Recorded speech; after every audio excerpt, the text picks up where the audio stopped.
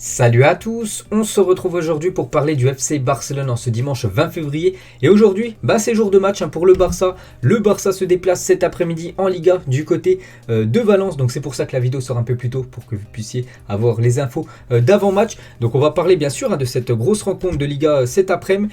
Et tout d'abord, l'entraînement hier du côté de Barcelone, donc samedi, quand Xavi sourit, tous les supporters du Barça sourient avec lui, donc l'entraînement du jour, donc hier, donc tout s'est bien passé côté Barcelone, donc Dani Alves était bien présent à l'entraînement. N'oubliez pas, cet après-midi, il n'est pas dans le groupe, il est suspendu pour ce match, vous vous souvenez, à cause du carton rouge qu'il avait pris contre l'Atlético Madrid. Donc 2 matchs de suspension, donc c'est son deuxième. Frenkie de Jong en mode vélo, la même chose pour Aubameyang, Pedri, là pareil, lui aussi en mode vélo. On peut voir que les joueurs blaugrana adorent faire du vélo, mais bon, bien sûr, c'est des footballeurs. Adama Traoré, on peut voir aussi Ousmane Dembélé, peut-être il va commencer titulaire. Voilà, ce joueur beaucoup critiqué quand même du côté de Barcelone par rapport à sa situation. Mais voilà, actuellement, lors des matchs, il répond présent.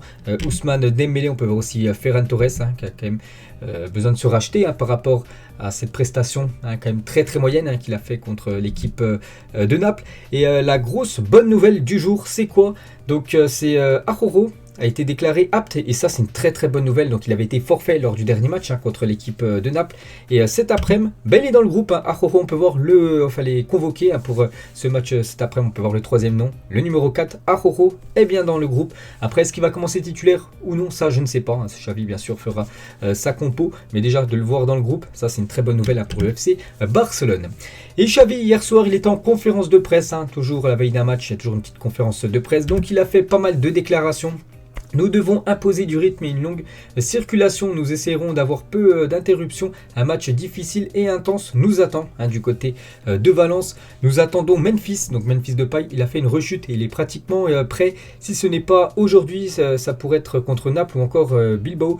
Mais nous l'attendons déjà et son retour serait une bonne nouvelle. Donc on va regarder. Mais je crois pas que j'ai vu le nom de Memphis Depay. Non, Memphis n'est pas dedans les gars. Donc Memphis, encore forfait pour ce match, moi je vois pas son nom, donc il sera présent certainement contre Naples pour le match retour ou contre Bilbao, le prochain match de Liga. Voilà, c'est Xavi qui l'a dit hier soir. Il a aussi dit nous essaierons de faire en sorte que Pedri ne souffre pas de fatigue, c'est un joueur très important pour l'équipe, il a besoin de repos, nous essaierons de prendre soin de lui pour qu'il ne se blesse pas. Donc en gros, faire des rotations un petit peu, parce que s'il enchaîne trop de matchs comme la saison dernière, on a pu voir ce que ça a fait, voilà, il a loupé toute la première partie de saison, c'est pour ça que maintenant voilà, il va laisser souffler quand même pas mal de fois le jeune Pedri. Il a aussi dit en parlant de Ilex Moriba, donc l'ancien Blaugrana, maintenant joueur de Valence, qui va affronter demain son ancien club, prêté par Leipzig, parce qu'il appartient au club allemand. Donc Ilex, chacun décide de son avenir. Pour moi, c'est une erreur de quitter le Barça, mais c'est sa décision. Il est très complet, il est très jeune, et maintenant, il a une autre chance à Valence. Je lui souhaite le meilleur, mais c'est dommage qu'il ait décidé de quitter cette équipe, parce qu'il était bon comme Ilex Moriba. Après, ça a été une question un peu d'argent, parce qu'il voulait toucher un peu plus gros salaire. Le Barça ne voulait pas. Et du coup, c'est pour ça qu'il a dû quitter cette équipe Blaugrana. Donc demain, il sera certainement titulaire, parce qu'à Leipzig, il jouait peu. Mais du côté de Valence, où il est prêt actuellement, il joue quasiment tous les matchs. Donc il devrait jouer cet après-midi contre Barcelone. Il a aussi dit, Xavi, nous essaierons de prendre soin de Pedri afin qu'il ne se blesse pas. Bon, ça, je sais pas pourquoi on la revoit. Et il a parlé aussi de Frenkie. Frenkie de Jong est un grand joueur. Il a fait un pas en avant et s'est amélioré depuis notre arrivée. Il a l'air à l'aise, dynamique, aide à la défense, atteint la surface. C'est un joueur qui doit passer de nombreuses années avec le Barça. Il a un très bon niveau actuellement. Frenkie de Jong, il parle aussi de la confiance. La confiance change tout. Luc de Jong est très performant, il s'entraîne très bien et c'est un exemple. Chaque fois que nous avons besoin de lui, il répond et c'est une garantie. Il dit aussi, je pense que perdre du temps au football, c'est tricher. Il dit aussi, il est obligatoire de prendre les 3 points contre Valence. Donc voilà toutes les déclarations fortes, on va dire, de Xavi.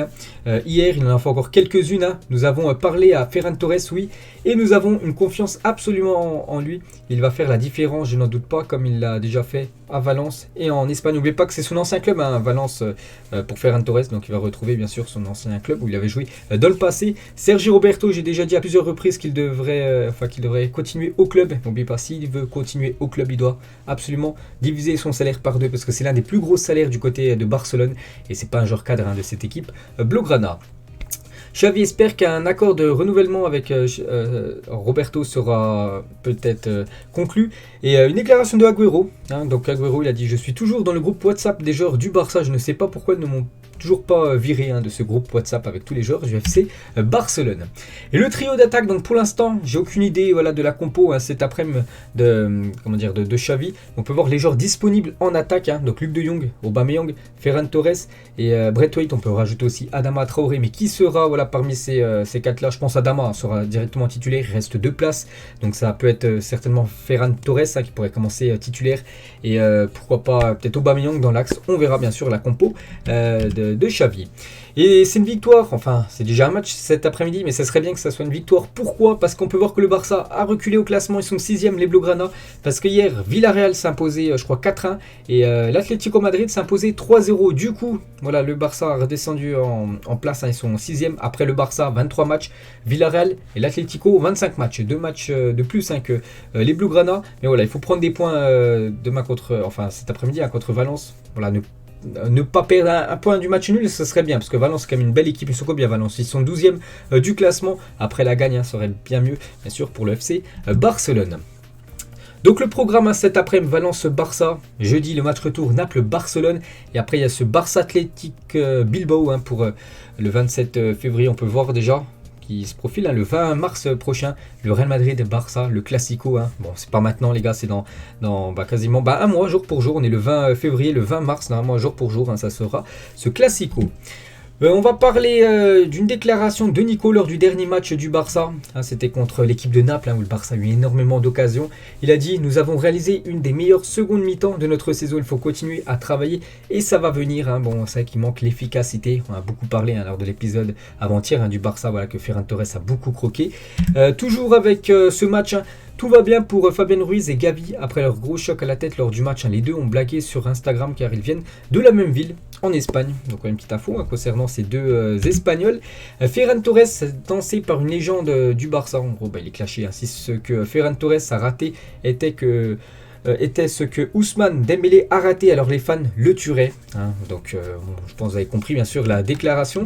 Et on peut voir que Ferran Torres, hier, il a fait la une à un journal Mundo Deportivo. Confiance en Ferran, malgré son manque d'adresse face à Naples. Personne ne doute de Ferran Torres. Quand il était enfant, il pleurait aussi quand il ne réussissait pas. Donc n'oubliez pas qu'il a pleuré, il a fondu en larmes à la fin du match contre Naples. Donc Luc de Jong et Dembélé ont converti les sifflets en applaudissements lors du dernier match. Ça aussi on en avait parlé avant-hier. Une autre une, c'était hier, donc la une de Mundo Deportivo, la une de Journal Sport hier samedi. Donc ça parle de Haaland, et Haaland dans un dilemme. Le Norvégien veut jouer en Liga et le FC Barcelone et Madrid se disputent sa signature. Donc le Barça, il sera le crack indiscutable de l'équipe avec qui il doit pouvoir gagner le Ballon d'Or. Donc voilà, l'avenir de Haaland, ça sera certainement en Espagne, soit le Real Madrid, soit le Barça. Et le Barça est prêt à payer la clause de résiliation d'Erling Haaland qui sera cet été de 75 millions d'euros. Il y a une clause, donc 75 millions d'euros pour Haaland, qui est très jeune, et vu ce qu'il montre actuellement, c'est donné, vraiment c'est cadeau. Donc bien sûr le Barça peut lever cette clause. Et le contrat que Barcelone va proposer à Haaland, donc déjà un contrat de 5 ans, un salaire de 20 millions d'euros net par an, donc l'un des plus gros salaires du club du côté de Barcelone. Bonus en fonction des performances des joueurs et des titres remportés. Le contrat sera revu après amélioration de la situation économique du club, parce qu'on sait qu'ils sont dans le rouge, mais de toute façon ils doivent quand même lui proposer quelque chose de potable s'ils veulent l'attirer, sinon bien sûr il ne viendra jamais du côté de Barcelone. Donc voilà les gars, l'affaire Haaland. Après moi j'ai vu beaucoup d'infos entre le Barça et le Real Madrid. J'ai vu même un préaccord avec le Real Madrid et non avec le Barça. Après c'est seulement pour l'instant des rumeurs, pour l'instant il n'y a rien d'officiel, il n'a encore rien signé. Mais voilà, dans le foot des fois ça va très très vite. On verra les gars, mais je pense qu'il jouera en Liga la saison prochaine. Donc pour les supporters du Barça, je pense que ce serait une magnifique recrue de s'attacher les services du Norvégien. On va parler d'un autre joueur, lui aussi j'en avais parlé dans les rumeurs de transfert côté Barça. C'est Brozovic, et du coup il devrait prolonger à l'Inter Milan malgré une offre du Barça. Parce qu'il est en fin de contrat, en fin de saison, le Barça voulait l'accueillir gratuitement et du coup il devrait prolonger du côté de l'Inter. Donc la piste pour l'instant Brozovic, c'est quasiment fini. La piste Azpilicueta, donc ça peut se faire. En fin de contrat, Azpilicueta doit encore se décider sur son avenir. Chelsea attend une réponse de sa part concernant une prolongation. Le Barça lui a déjà proposé un contrat de 2 ans plus une année en option. C'est sa vie personnelle qui décidera de son choix. Après lui, c'est un joueur espagnol. Le Barcelone, c'est en Espagne, pourrait revenir au pays. Après, l'équipe de Chelsea, il remporte trophée sur trophée. On pourrait comprendre qu'il va lui prolonger du côté de Chelsea, surtout surtout que c'est le capitaine quand même de cette équipe des Blues. Donc à voir les gars, ça peut être vraiment une belle recrue pour le Barça s'il venait. En plus à arriver au club du FC Barcelone et surtout gratuitement. Concernant Memphis Depay, j'en ai parlé avant-hier, ça se confirme, l'entourage de Memphis Depay a renoué contact avec la direction de Lyon. Donc voilà, il y a de grandes, il n'y a pas de grandes chances, mais voilà, ça peut être possible les gars qui quittent déjà cette équipe du Barça dès le prochain mercato. On parle de Lyon, après peut-être il y a des autres équipes qui s'intéressent à l'attaquant néerlandais qui est un petit peu actuellement à cause des blessures, ça a toujours un peu une saison délicate. Bon, il devrait revenir, comme on a vu tout à l'heure avec Xavi, soit contre Naples, soit contre Bilbao semaine prochaine. Mais actuellement, malgré les blessures de Memphis Depay, c'est toujours lui, actuellement le meilleur buteur du club, toute compétition confondue. Il est inscrit toujours 8 buts cette saison, le joueur Memphis Depay. Le Barça avance sur 3 dossiers, donc Gavi devrait prolonger très bientôt avec une clause libératoire à plus de 1 milliard d'euros, parce que je crois qu'actuellement il a une clause aux alentours des 60 millions d'euros. Liverpool voulait même la lever, donc c'est pour ça que le Barça va absolument le prolonger, lui remettre une nouvelle clause libératoire, et là il pourrait mettre une énorme clause à plus d'1 milliard, donc personne bien sûr après l'achètera. Un accord proche entre Arrojo et le Barça pour continuer jusqu'en 2026, donc Arrojo, sa situation, il est sous contrat jusqu'en 2023, donc l'année prochaine.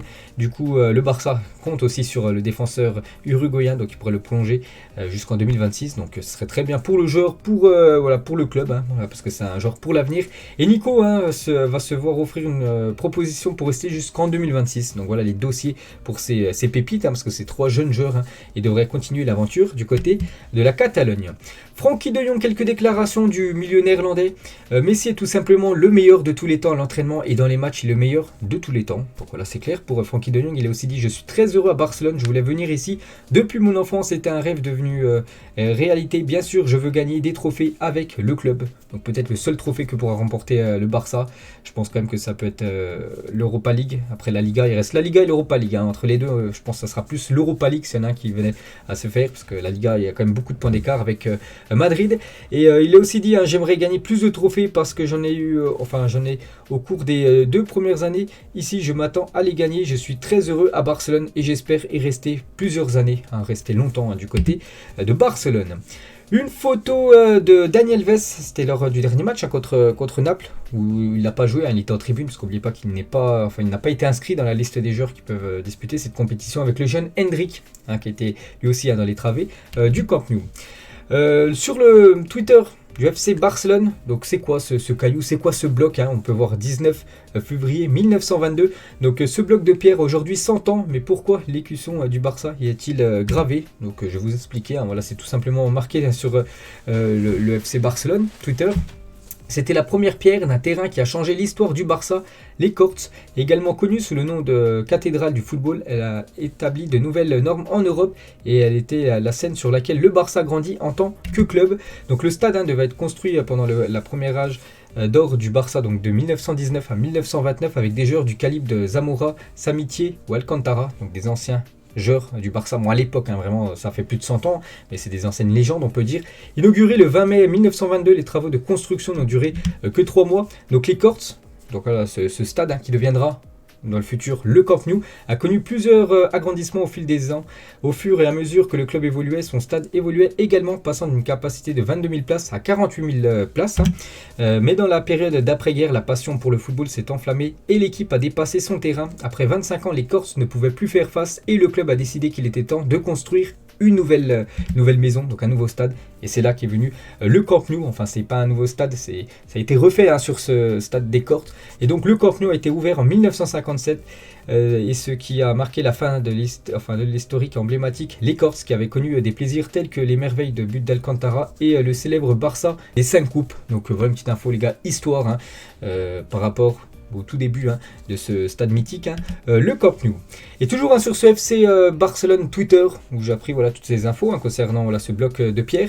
Donc hier, ils ont dépassé les 40 millions de followers sur Twitter. Donc voilà, félicitations bien sûr à ce compte où je prends souvent bien sûr toutes mes infos pour vous les donner en vidéo.